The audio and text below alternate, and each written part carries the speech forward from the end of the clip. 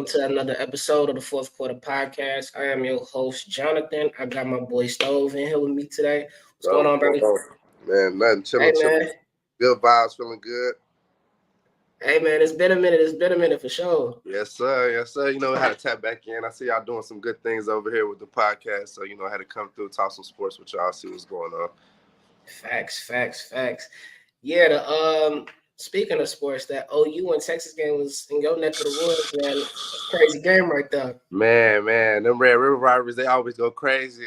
Oklahoma had a bounce back last year. Their quarterback was out. New year under Brett Venables, so it was tough for them last year. But this year, I feel like they got things clicking. They got the offense going. They finally got a real defense over there now, especially with a defensive-minded coach. So that game came down to the wire. Couple mistakes on Texas end, man. I don't know. Texas, it's a year in, year out thing. I just don't know if they could put it together. I don't know if it's the coaching. I don't know if it's just the the curse of Texas right now. But it just seemed like every time it come down to them having a good year, something always go wrong. So Yeah. I mean, with that loss, you still feel like they got a chance to make the playoffs this year? I feel like if they went out, they're likely the chances of them winning out, they will see Oklahoma again in the Big 12 championship. So they'll be able to show a rematch, especially with the way they lost. I feel like if this loss was a little, lopsided on one side, then it'd be a little tougher for them to do that. But you got to think about it. They still got a win on the road at Tuscaloosa, which many teams can't do or haven't done in the past. You know what I'm saying? So that's a key win right there on top of it. So I feel like if they handle business and they handle it well, so that means they can't struggle anymore the rest of the season. It can't be no iffy games. So they play a little Iowa State or Kansas or anything like that in the rest of the schedule. It can't be a slow game. It got to be dominant from here on out. And then, they got the Big 12 championship in Arlington, and they'll play against Oklahoma. So it'll be another neutral site game.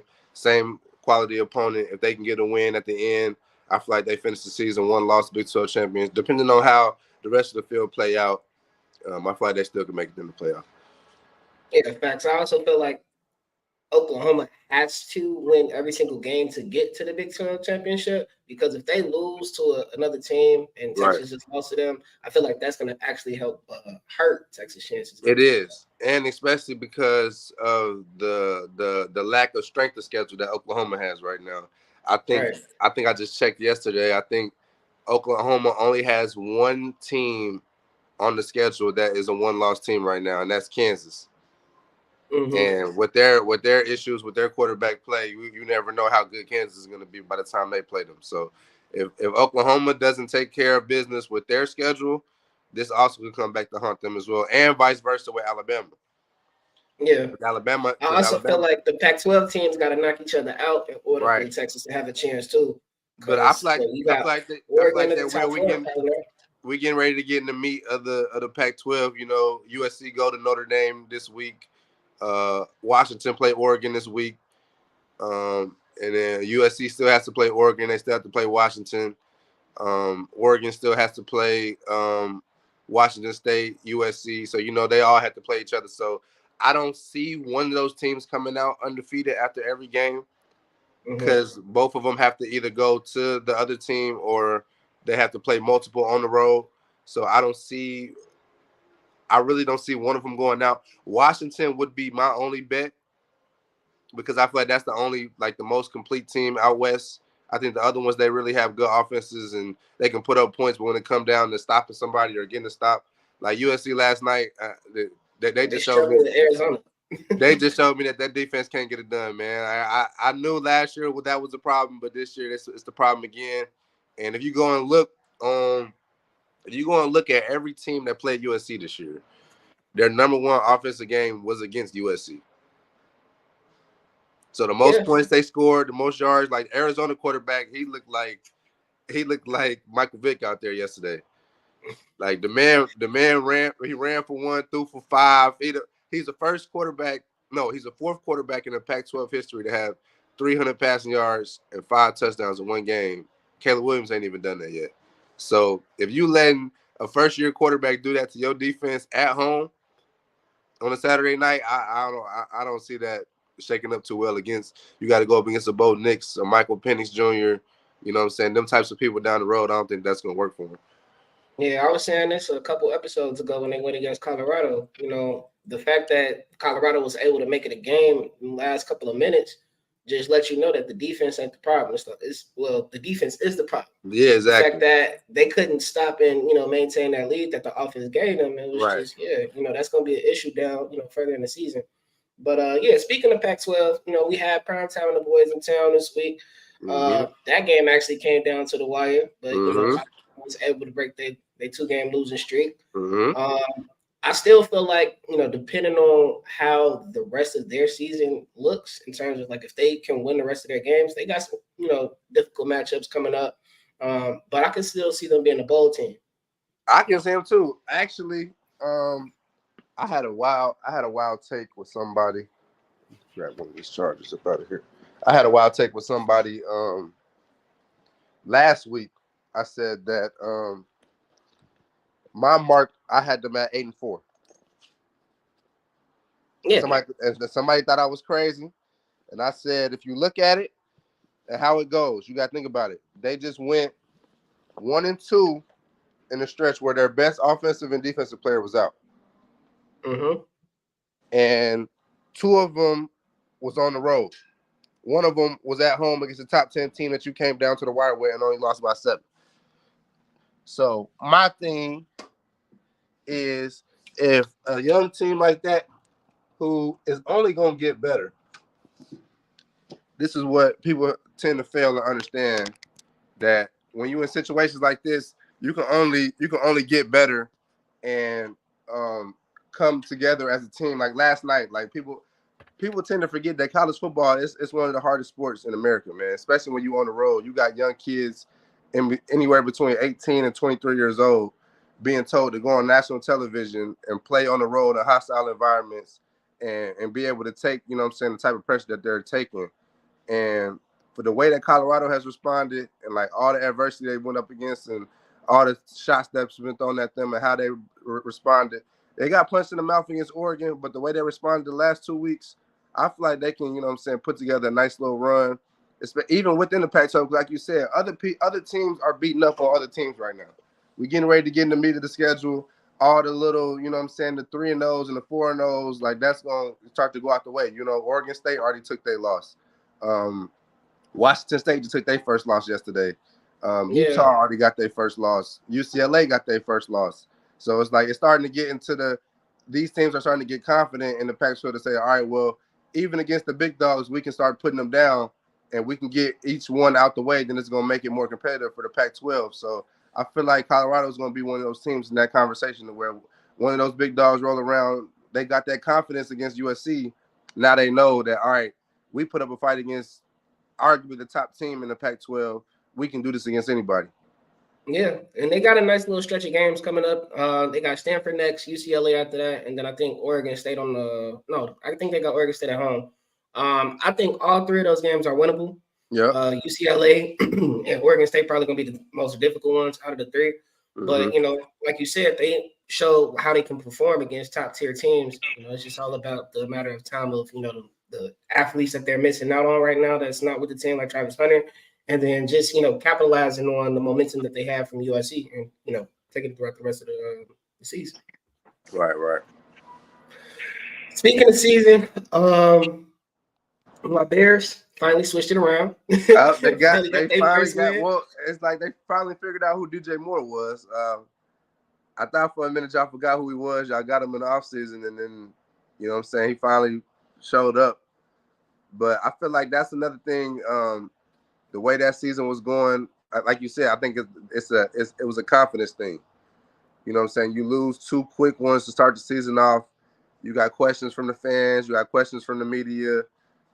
This is supposed to be the year. Had a great offseason, had a great preseason, and then you drop the first 2, and those questions start flying around. Should we tank for next year, or do we trade our quarterback? And it's like, like these certain things, like when I talk about playing sports, like people just think that everything is going to be like it's predictable, and it's like sports is probably one of the most unpredictable thing in the world. You can't really predict everything, so it's like when certain things happen, people jump to conclusion and they think, oh well, this didn't work out right away. Let's go ahead, scrap this, and go on to the next. And it's like, man, it's a long season, 17 games. Like a lot of teams can make runs and go on 4, 5, 6 win stretches and turn the season around. And all it takes is one. And I feel like this one on the road against Washington, that was the one that get the confidence and get the fire under them. Justin Fields is still a great quarterback, man. You go look at the numbers. It's not all on him. Like it's a team thing. It's collectively. It's like you said in the beginning. It's play calling. It's defense. It's people making plays when it's time to make plays. And I feel like Thursday night they did that all together from offense, defense, special teams, and that's something I feel like they can because they're in a division that isn't too strong right now. So it's not like you in the. The front runner is the Lions, but exactly. Everybody else is just up in the air. Right. So it's like you're in a division to where it's possible to where you can make a couple runs and a couple losses here and there from some teams, and next thing you know, you either fighting for first place or you in that last wild card spot. So I feel like if they can keep doing what they're doing, incorporating DJ Moore into the offense, letting Justin Fields be Justin Fields, and not trying to make Justin Fields be what they want him to be, like just let him be him. I feel like the Bears got a good shot at competing from here on out. Yeah, I feel like the offense made a breakthrough. Even though they lost that game against the Broncos, they made a breakthrough. You saw like how potent they could be, right, when you allow Justin Fields to be Justin Fields. Right. And, that was just a continuous thing in this game against Washington, which is why he had 4 touchdowns in back-to-back games. And, DJ Moore is him. Right. Just flat out say it. He is right. A lot of people trying to say he's not really a wide receiver one, but he showed that yesterday, Thursday, that he's capable of, doing what he has to do. Right. Now, what I think needs to happen is Luke Getsy has to find a way of incorporating Darnell Mooney and Cole Kmet into the offense a little bit more, just so that it's not just the DJ Moore show. Because some teams are going to get hip to that. They're going to start double teaming him. Okay, what you going to do when they do that? But, I think we got some winnable games coming up. We got the Vikings next. We got a little mini bye, so it gives us time to, get healthy. So we got some players that have been missing since week 1. Hopefully we can get them back by the end. I know we got the Raiders after that. So 2 winnable games back to back that I think. I think that win streak is possible. Right. But we'll see. We'll definitely see. I still think they'll end up being a playoff team, but that's just my fandom coming out. Right. That's the bias. That's the bias in you. But ain't nothing wrong with saying that because, like I said, it could be a thing. Like I said, when you think like it's all about momentum in this league, man. It's all about clicking at the right time. We've seen teams in the past that started off 7-0, 8-0, and they hit that bumpy road, and the next thing you know, everything just fell off, and they ended the year off, and now you don't even see them teams in the playoff conversation. So it's like it's really just finding that groove at the right time, and certain things going your way, certain pieces moving around at the right time. So I feel like they can make it big. Like you said, in the offense, the main thing is not being one-dimensional. Like you said, DJ Moore can't be the only guy. Justin Fields can't be the only guy. It needs to be an offense collectively, like how we saw in the preseason, like spreading the ball out, getting the ball to the backs, getting the ball to the tight ends, doing a lot of RPOs, like getting Justin out in space, like doing stuff like that. That's what's going to be the key. Like if you can do that on a consistent basis and the defense can hold up how it is, like I don't see a problem in saying that they're a playoff team. But it's just like how consistent can the offense be to where it's like if is it like this on Thursday night, or is it like how it is on the road in Tampa Bay and you got your quarterback talking about he being a robot and you running the same 3 plays on the 7-yard line to end the game on a 2-minute drive? You know what I'm saying? Like that's gonna be the question. Yeah, no, facts. And then, on top of that, the defense has to step up. We're currently, ranked the worst defense in the league. Granted, they had 5 sacks this past game. So, a step in the right direction. Also got to take into consideration we had some injuries. Eddie Jackson's been out. Our nickel DB, Kyler Gordon, has been out. So, that has to be something that helps this team. The defense has to step up. We have to stay healthy. I feel like, once we get those 2 people back out of, some other people that we're missing, things will definitely switch up. But right now, the defense definitely has to, play their part because, that's kind of the reason why we lost that game that we're supposed to win against the Broncos. But it is what it is. Speaking of teams, your team actually is doing well too with y'all young QB. Man. AR5, man. I told y'all don't sleep on the young kid, man. No, He's for proven real. some I things to like me. what y'all got up there. Yeah, so finally we just signed Jonathan Taylor finally to the extension. I feel like that was a little toying thing. He just wanted to see what he can get out of them. He wasn't gonna go nowhere, man. Wasn't nobody giving them no picks for Jonathan Taylor, man. They wasn't.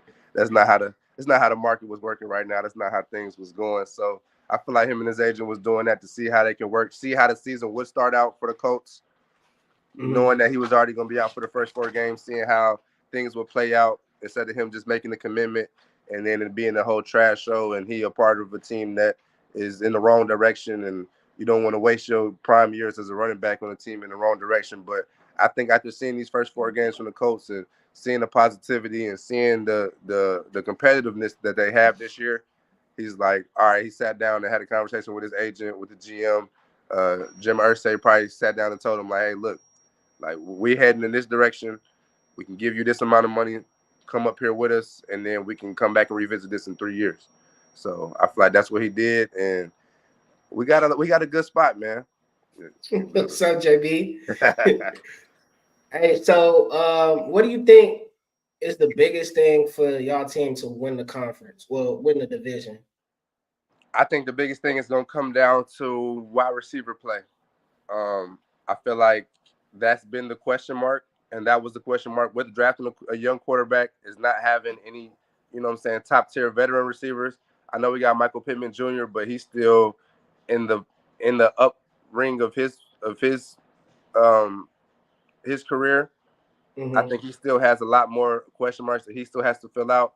And granted, he's had 4 different quarterbacks in all 4 years of him being in the NFL, so it's hard for you to get adjusted to that guy. But I think now with him settling down with AR, knowing AR is going to be the guy from here moving forward, it'll be a beneficial for him, especially for the younger guys too, to see somebody get comfortable with him and they can be up under him. I like Josh Downs as well. I feel like that was a sleeper pick, man, for him to drop all the way to round 3, a projected day 1 guy. From him to go all the way down to day 3, I feel like that was a good pickup for us. And I think if the wide receivers just step up and they do what they have to do, our defense is flying around right now, man. Like they've been put in some pretty tough situations to start the year off, but I feel like they responded well, especially after that road win against Baltimore. I think that showed and proved that, all right, we can go up against the elite offenses and get stops and get off the field when it's time to get off the field and at least give our team a chance. You know, like I feel like every game that we've been in this year, we've had a chance to win, and that's a big thing. It's just being competitive because I feel like it's not going to always go your way, especially with a rookie quarterback, but at least giving yourself a shot to be in those opportunities, like that's a big building point for a young team, especially for a young offense too. For sure. Yeah, no, I can see y'all being really competitive in this division. You know, Jacksonville obviously is a front runner due to them being, you know, in the playoffs last year, making that run that they did. But I honestly feel like the Colts and the Texans are real big sleepers in that division. Right. CJ Stroud finally, you know, is getting to his groove of being a young QB, man, doing what he got to do to help Texans win. You know, same thing with AR. Now that he got Jonathan Taylor in the backfield, I feel like that offense is going to look a lot more scarier than how it's been looking. Right. So yeah, we gonna see. We definitely gonna see. Let's talk about our picks for this Sunday slate. We already got the Jacksonville and Buffalo game going on. Right. Last time I checked, I think it was like 11-7. I honestly had Buffalo win that game, so you know, hopefully they turn it around before the end of the game. I had Buffalo winning that game too. I don't know. I think I think Jacksonville's in the same spot as Chicago was last week. I think with how they started off, you know, everybody had high expectations for them. They were easily unanimous to win the AFC South. They're supposed to do that with ease. Supposed to start the year off on the right foot. Taking that tough loss at home to Houston, I think that was a wake up. Like, hey, look, this is not going to be as easy as y'all thought it was going to be to win the AFC South this year. So I feel like this going up against a Buffalo team in London, you know, saying neutral site, this is a statement for them. I feel like this could be a statement game to show that, all right, we still is the team that everybody thought we was going to be. So I did pick Buffalo, but I think Jacksonville will make it real competitive today. For sure. Then you got the Giants versus the Dolphins. I think the Dolphins win that with ease, especially with Saquon still being out. Um, I don't I don't think Daniel Jones is him. No, not at And all. this whole stretch in these first four games is just showing that the Giants made the wrong decision and paid the wrong person.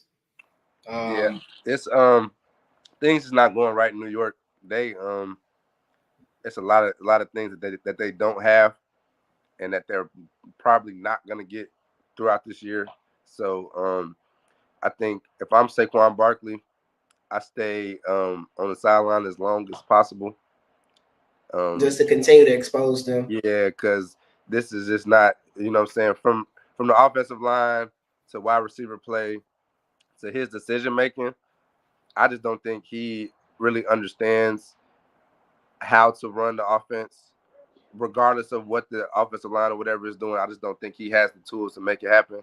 So yeah, I wouldn't pick New York going down the road. I mean, going down the line for the rest of the year until they can prove to me that they can actually put up an offensive affair against somebody that actually has a team. Because that Arizona game, Arizona, as you can see, they don't know their identity yet on offense or Mm-hmm. defense. So I feel like that was a gimme spot for New York. But if you look at every other game New York has played, you go 40-0 against the Cowboys. Um, that horrible Monday night outing they put up against Seattle, that was probably one of the worst Yeah. offenses I've seen on Monday night in a long time. So yeah, I'm going Miami with that one. And then we got your team, the Colts, as at home underdogs against Tennessee. I actually got the Colts winning that game. Mm-hmm. I feel like, I'm assuming Jonathan Taylor will be playing today. Right. So just kind of seeing him in action for the first time this year, I felt like he was going to have a good game. I think with AR having that support back there, he's going to have a good game as well. And I mean, the defense has been looking good. I'm not Right. gonna lie, the defense has looked good. Like you said earlier, they've been helping y'all stay in competitive games. So I think that having that extra boost with Jonathan Taylor is gonna get y'all the win today. I feel like the same thing. I'm going Colts too, and I feel like it's gonna come down to decision making. Who can take care of the ball more between Tannehill and Richardson? If Tannehill can put together a game managing game to where he can get the ball out quick and Derrick Henry can get in front of the sticks, then that'll be good for the Titans. But if Tannehill can't take care of the ball and the Colts can, figure out a way to master some good drives off of those turnovers or get some key stops and master some drives off them, and AR and JT can click well, I feel like the Colts can actually win big here, especially being at home, especially after this week that they've had, realizing they got their running back back. The quarterback is doing well in the first four games. I feel like they can get a big win here today. Yeah, for sure. The next game I think is the Patriots and the Saints. Saints on the road. I actually like the Saints. Mac Jones just hasn't been the same since his rookie year. Right. I know that the Patriots just recently got J.C. Jackson back to help out their defense, but they did Mm-hmm. lose Christian Gonzalez. So I Yep. feel like they still have some holes on their defense. This is going to be a game for Derek Carr to actually show he was worth the money that the Saints paid him, Right. because he hasn't really showed that. Also, kind of similar situation with, the Colts. Saints finally got Kamara back. He didn't really have a good game last week, so I feel like this is the game for him to step up. Right. I think all of that taken into consideration is going to give the Saints the edge and the win this week. Right. I feel like the same thing I was saying with the other games. This is that statement game for them. Like, this is the part of the time of the year to where you have high expectations going into the year, and you might not meet those expectations. So now you have a game where it's like we can trump all of that. We can knock it out the window. We were getting right. We had a new quarterback. We're in a new system. We got our running back back. This is going to be the first game we can show you how we put together a complete game. I don't know if this is going to be the game at New England for a noon kickoff. It's pretty tough to go out there up to New England for a noon kickoff and off the road and up there playing earlier. It's always a tough environment to play up there. I might lean Pats on this one. I feel like it's going to be a close game, though. I would take Pats by 3, just because it's in New England. Now, if the game was in New Orleans, I might be switching it up a little bit. But going on the road in New England for a noon game is always pretty tough. But we'll see what Derek Carr can do. We'll see if he can put together a game against them. Yeah, my boy Nate said his shoulder is still bad after that Packers game, and he can't really throw for real. So I think they're going to be real run heavy. So I think they're going to be real relying on Kamara, and just depending on how that goes, I think he's going to kind of tell us the outcome of the game. Then we got my team in the AFC, the Ravens, going against the Steelers. I got them winning easily. Kenny Pickens hasn't really been it. It's a lot of things that need to change with that offense. Najee Harris hasn't really been the same since his rookie year. So I think this will be the game where Zay Flowers gets his first touchdown. I was real high on him going into this NFL season. And he's really been proving himself as a true weapon for the Ravens. Like I said a couple episodes ago, I had them as a dark horse winning the Super Bowl. And I think they're just going to get more full with their offense. I don't think their offense has really had that game like wow, like they like that, and I feel like they are on the brink of having that. It might happen today, but we'll see. But I definitely got them winning today for sure. Yeah, same thing with a lot of teams. You know what I'm saying? Going into like this year, a lot of things have been new for a lot of teams. Them rearranging their offense. You got OBJ back this week as well too. Seeing them put together a full game of vitalizing their entire offense, and that goes from Lamar passing and running, the run game. You got Mark Andrews, Zay Flowers, OBJ, Bateman, like using everybody. I feel like that's the key thing with a lot of these offenses. Some of them have too many weapons that you don't know how to use them, so you overuse one, and then you let the other ones not be used at all, and then now you become one-dimensional, and that's how teams figure out ways to stop you, and play calling gets limited and things like that when it comes down to the stretch. So I feel like if Lamar can get everybody going early, you get a couple throws out to Zay Flowers early, you let OBJ touch a couple, you get Mark Andrews touching a couple, you get the RPO game going. That's when I feel like that offense is the most dangerous because you don't know where the ball is going. And wherever the ball is going, it's to a dangerous threat. And that's a big thing, I think, for Baltimore is figuring that out now. So, like, when you get down the stretch, it's not a problem, or it's not we don't know who's going to get the ball, or we don't know who needs the ball, or who's not getting the ball enough. Everybody's touching the ball. Everybody's contributing. Everybody's working. Because that's an offense where everybody has to be working well for that offense to work. Because if one person isn't doing it, then it's going to be tough because all eyes are going to be on Lamar, and he just can't do it by himself. Facts. Then we got the Panthers versus the Lions. I think the Lions win that with ease. Then the next game after that I saw was the Texans versus the Falcons. I got the Texans winning that game. I think C.J. Stroud continues to play well. Tank Dell is starting to become one of his favorite receivers. You know, they were building that chemistry in the offseason, and it's starting to actually come into fruition throughout these, first couple of weeks. So, yeah, I got them winning that. But the game that I have circled on this week's slate is the Eagles versus the Rams. I think in LA too. I think that's an upset alert type of game. In LA.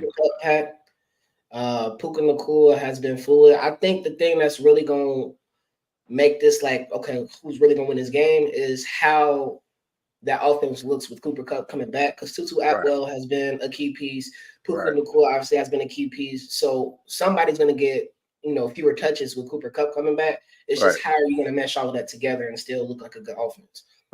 That defense has had some injuries for the Eagles, so that the DB area of that team is kind of on the heels because they've been missing some key pieces.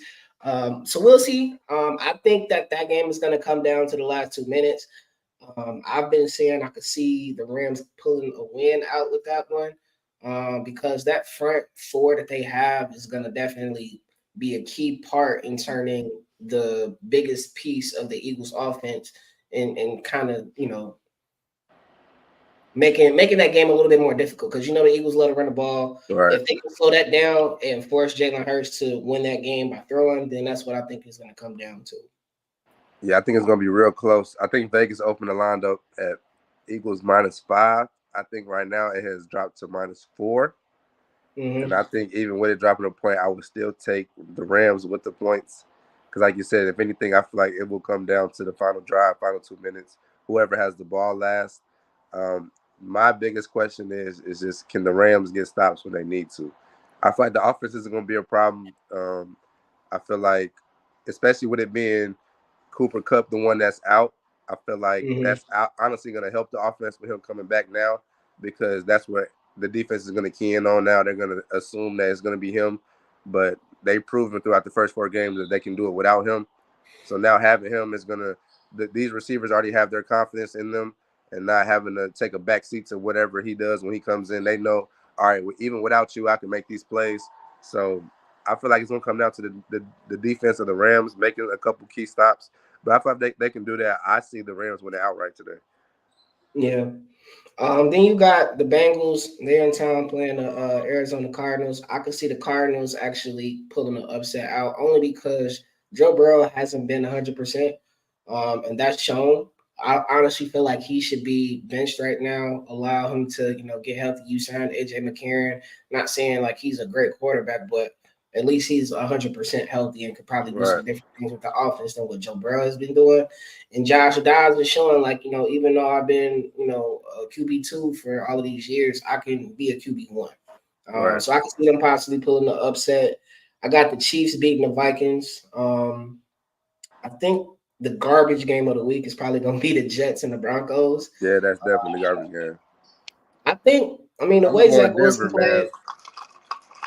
and I'm just gonna go Jets just based off of how Zach Wilson played this last week. I feel like he got a bigger chip on his shoulder. He was real humble, saying, that loss was on me. I can't fumble the ball in that, particular moment, which he's right. But taking that aside, he played a phenomenal game.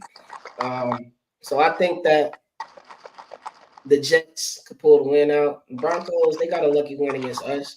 That defense is still in question. So I'm gonna take the Jets in that one.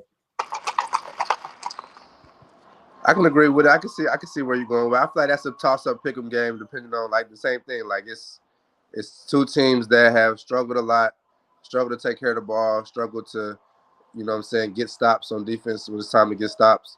So I feel like it's going to come down the same way. Who's going to make less mistakes? Is it going to be Russell? Is it going to be Zach? If Zach can put together the same game he put against Kansas City, then we're talking about a different ball game. But I got to see it more than once to believe it, especially with a guy like that in the situation that he's been in. If he can do that, if he can continue to have the same success and be consistent with it, then I will go Jets too. But I just got to see it first, so I'm gonna lean Denver. But we'll see how it plays out.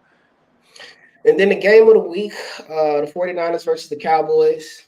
I'm taking the 49ers. I think they remain undefeated. I don't think the Cowboys have enough right now. You know what? I'll take that back. I feel like it's going to boil down to what Dak does. Yeah, that's what it always does. These last couple of times that they played against the 49ers, they knocked them out of the playoffs, and they tried to say, okay, it was the play call and it was the OC. Dak doesn't really ever get the blame.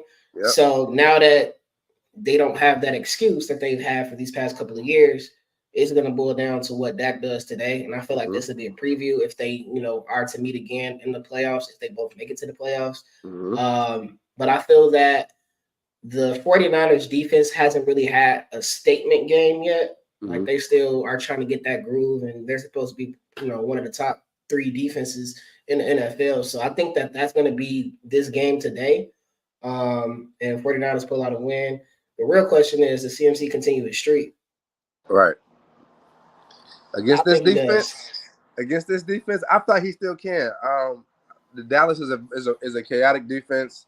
They like to fly around. They like to force a lot of turnovers. That being said, I don't think it's a defense that's going to ultimately stop him.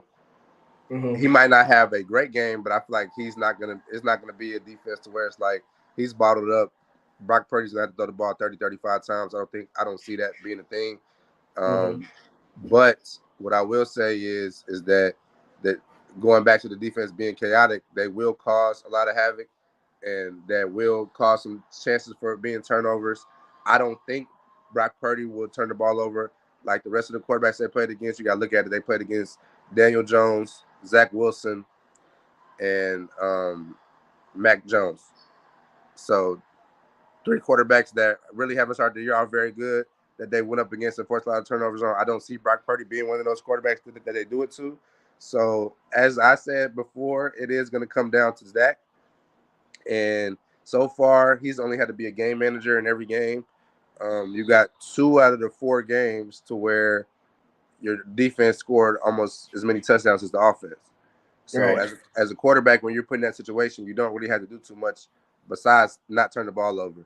I think they had 5 turnovers at home against the Jets that they forced, and the offense only put together 12 points out of those 5 turnovers, which is something that you Yeah. can't do when you're playing on the road against San Francisco. If you can't turn turnovers into points, or if you can't turn these, you know what I'm saying, plus possessions when you're in the opposite territory into points, then it's not going to be good in your favor, especially going up against a high power offense like San Francisco has.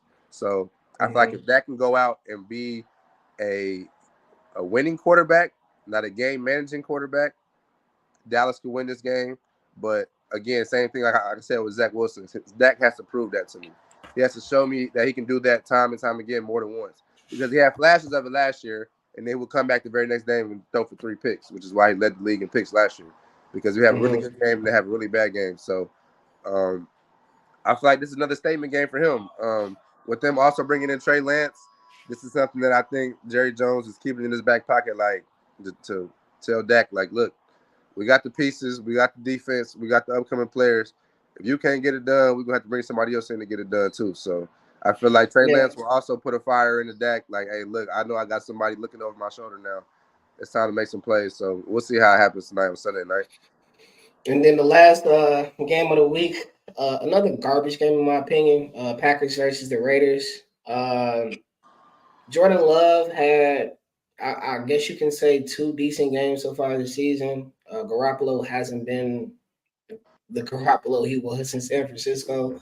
But I feel like the Raiders have a little bit more to prove than the Packers, and so I feel like they'll have a little bit of more edge to win that game, especially since it's going to be at home. Right. Devontae Adams has kept it blunt. You know, Yeah. we're not playing with that winning mentality. So Mm-hmm. I feel like he vocalized himself to his team, and I hope they heard that and actually pull out a win this week.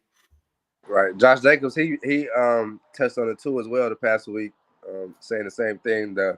Saying the winning culture in the locker room isn't there. It's just basically people are walking around like everything's okay when it's not.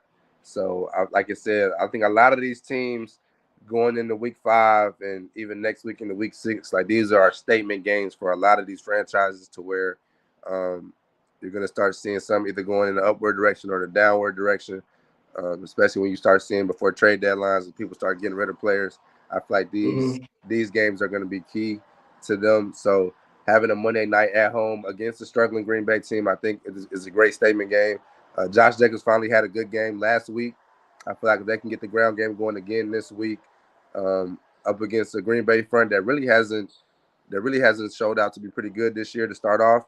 I feel like if you can Mm-hmm. get Josh Jacobs going pretty good and then get that play action going and get the ball to Devontae early, I see the Raiders winning by at least a touchdown, maybe even more, because I'm just not sold on Jordan Love yet.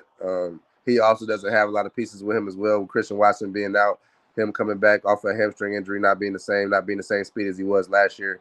Mm-hmm. I'm still not sold on Jordan Love yet, so having him on the road on a Monday night game, that'll be pretty tough for them. So I see the Raiders winning this one and it being a statement game for them, because I feel like if they don't win this game, they got some big problems going forward and possibly losing their number 1 receiver. Yeah. Before we get up out of here, man, did you have any like favorite picks that you was putting in for today? My favorite pick for today, I feel like it's a sleeper, and I've been doing a lot. I've also been doing a lot of betting. You know what I'm saying? I started my bets on week 1 CEO picks. I'm currently college football, NFL, 37-6 right now. Um, I feel like the sleeper pick for today is Atlanta money line at home against Houston. I know Houston has looked really good the last 2 weeks, going on the road to Jacksonville, being at home against Pittsburgh. But I feel like this is another game where you got Atlanta at home. They're figuring things out with a rookie running back. Desmond Ritter trying to figure out things at quarterback. But I feel like this is a spot to where you got a young quarterback going on the road who has had a lot of success early. I feel like today would be the day where he finally sees a little bit of adversity and Mm-hmm. they can rattle him a little bit, and it's film out on him now. They've seen how he's played against different teams, different looks, and what he's comfortable with, what he's not comfortable with. So I feel like Atlanta can put together a good game plan at home, and I feel like that'll be my pick for today. I know Vegas opened up with Houston being favorite in the beginning of the week, and the line has reversed and flipped, and now Atlanta's favored by 2.5 points. So usually when Vegas does that, they lean more to a side to where they think is going to push towards, and for a reverse flip to happen throughout a week, and Atlanta being at home and them being home dogs, now being home favorites, I feel like Vegas is seeing a trend in this, and I think Atlanta is going to pull it off today. So, I think my favorite picks for today is AJ Brown anytime touchdown and the Cooper Cup anytime touchdown. I think that game that we were talking about earlier with the Eagles and Rams is going to come down to QB play. I think that Cooper Cup is going to kind of give us a quick little reminder of who he is, and he's still one of the best receivers in the league. Mm-hmm. And then I feel like to kind of combat that, AJ Brown is going to have a good game. I know Jalen Hurts likes to bounce back and forth between him and Devontae Smith, who has like a better game out the two. And I think that AJ Brown is definitely going to have that game today. Again, I feel like the Rams could potentially upset. So I'm taking the Rams money line for that one. I was thinking about taking the spread, but I think I'm gonna just go straight to the money line. Mm-hmm. And and then like I mentioned earlier, Zay Flowers anytime touchdown. Those are my favorites for the day. Mm-hmm. But yeah, we'll see. We got games getting ready to start real soon. I mean, other than that, I'm good for today, bro. Anything else before we get up out of here? That's it, man. I appreciate you having me on here. Love to be in the mix. Love to be involved. Good sports talk. I'm trying to think of another. I think I had something else.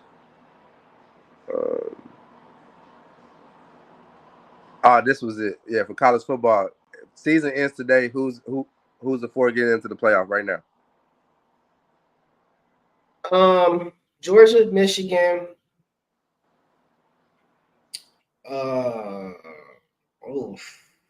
It's tough after that. Georgia, Michigan, Florida State, and Ohio State. I think that'll be the four. Only because I think that game yesterday with USC and Arizona going to 3 overtimes kind of took them down in the rankings for me. Right. Nothing to do with Caleb Williams. It's just more so of the overall team, mainly the defense. I'm putting Ohio State over that. Right. So that would be my four. What about you? I'm gonna go Georgia 1. I'm gonna go Michigan 2. Mm-hmm. I'm gonna actually go Oklahoma 3. And I'm gonna probably put Ohio State 4. Okay. Only because I feel like Florida State, they've looked pretty good, but I see a lot of weaknesses throughout the defense down the stretch. I feel like it's going to be tough with them going down the road in the ACC conference. Like we talked about earlier with the Pac-12, I think the Pac-12 is a lot of high-power offense, but I don't think they have the boys up front to compete against a Georgia, to compete against a Michigan, to compete against these type of people. And Oklahoma showed me a lot yesterday, man. They showed me that they have the defense to stop teams. They have the offense to put up points when they need to put up points. And their quarterback showed me that he can, when the game is on the line, 1 minute left on the clock, you got to go 75 yards. He did it with ease. Like, that was probably one of the most flawless drives for a game winner I've seen in a long time. So I got to give them the up on that. Just by doing that in a hostile environment, I would probably take Oklahoma over Florida State right now. We'll see how things play out when people get into conference play. How Florida State matches up against everybody in the ACC. Still got to worry about Drake May in North Carolina. Still got to worry about a tough Clemson team that they still have to play, Miami as well. So, so we'll see how things play out. But that'll be my four if it ended today. For sure. For sure. Yeah, I like them picks. But thanks again, bro. I appreciate you coming through. We'll definitely got to have you again for another episode. For sure. Until then, man, bear down. Thanks again for y'all tuning in to the Fourth Quarter Podcast, and we out. I appreciate y'all.